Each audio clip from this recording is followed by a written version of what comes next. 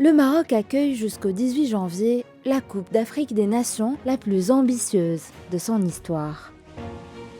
9 stades répartis sur 6 villes, près de 9,5 milliards de dirhams investis et une mobilisation sans précédent autour d'un tournoi pensé comme une véritable répétition générale avant le mondial 2030. 37 ans après l'édition de 1988, le Royaume a voulu changer d'échelle et donner à la CAN une dimension nouvelle, aussi bien sportive qu'organisationnelle. Cette édition marocaine est observée de près par la FIFA, les médias internationaux et les responsables étrangers tant elle est appelée à servir de référence pour l'avenir du football africain. Les infrastructures en sont le symbole le plus visible. À Rabat, le complexe Moulay Abdellah, reconstruit en seulement 18 mois pour un budget de 3 milliards de dirhams, incarne cette montée en gamme. À Tanger, le stade Ibn Battuta peut désormais accueillir 75 000 spectateurs, tandis que Fès, Marrakech et Agadir ont elles aussi bénéficié de rénovations majeures. Jamais un pays hôte n'avait déployé un tel dispositif pour une CAN. Cette montée en puissance se traduit également sur le plan financier. La Confédération africaine de football a revu ses dotations à la hausse avec 32 millions de dollars distribués entre les 24 équipes participantes et une prime record de 10 millions de dollars pour le vainqueur. Une dynamique qui accompagne une médiatisation inédite marquée par des milliers de demandes d'accréditation et une diffusion élargie bien au-delà du continent africain. Mais cette CAN est aussi celle de la diaspora. La proximité géographique avec l'Europe a profondément modifié le visage du tournoi.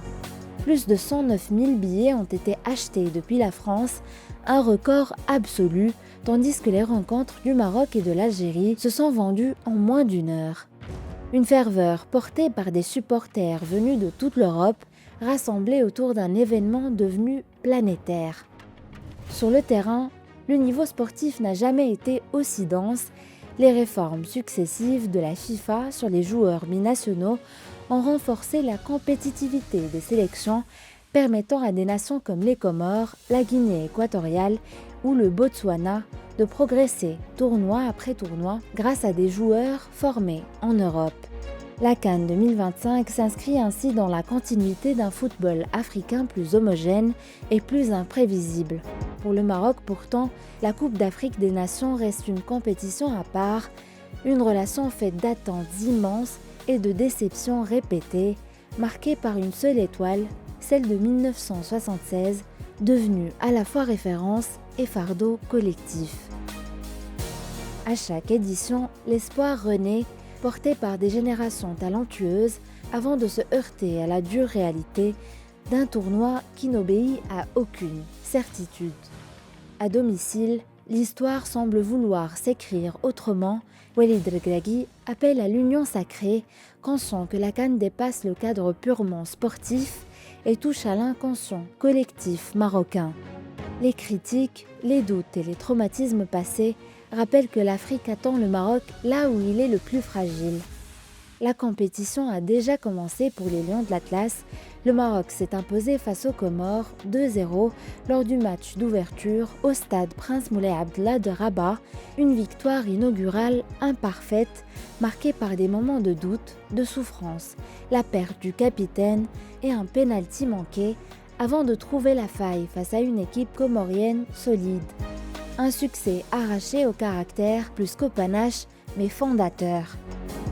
Organisation, pression populaire, héritage sportif, ambition continentale et quête d'une réconciliation avec la CAN, cette édition 2025 dépasse largement le simple cadre du football.